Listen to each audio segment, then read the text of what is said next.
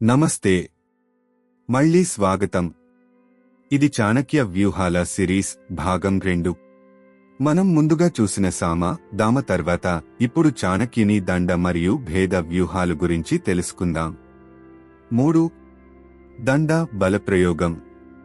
చాణక్యుని బలమైన సూత్రాలలో ఒకటి అవసరమైతే శత్రువుపై బలప్రయోగం చేయాలి.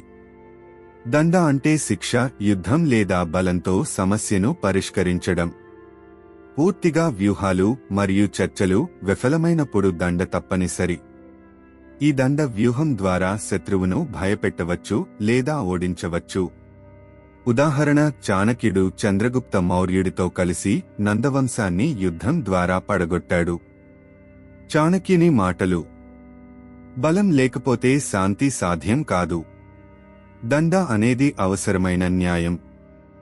4. భేద విభజన. చాణక్య వ్యూహాలలో అత్యంత తెలివైనది భేదం. ఇది శత్రు శిబిరంలో అనుమానాలు, విభేదాలు కలిగించడం, వారి ఐక్యతను కూల్చేయడం. వారు స్వయంగా విడిపోయేలా చేయడం వల్ల మీరు తక్కువ శక్తితో విజయాన్ని సాధించవచ్చు. ఉదాహరణ: శత్రువుల మధ్య తప్పుడు వార్తలు, అనుమానాలు సృష్టించడం ద్వారా వారిని బలహీనపరచడం. చాణక్యుని మాటలు: శత్రువు ఒకటై ఉంటే ఓడించడం కష్టము. వారిలో చిచ్చు రేపితే విజయం సులభం. పార్ట్ 2 ముగింపు. ఇవి చాణక్యుని 4 శత్రు ఉపాయాలలో చివరి 2 దండభేద. వివిధ పరిస్థితులకు సరిపోయే వ్యూహాలు ఇవి. మీరు ఈ వ్యూహాలను మీ జీవితంలో కూడా అనుసరించవచ్చు. బలంగా, తెలివిగా సమస్యలను పరిష్కరించడానికి. Next episode preview.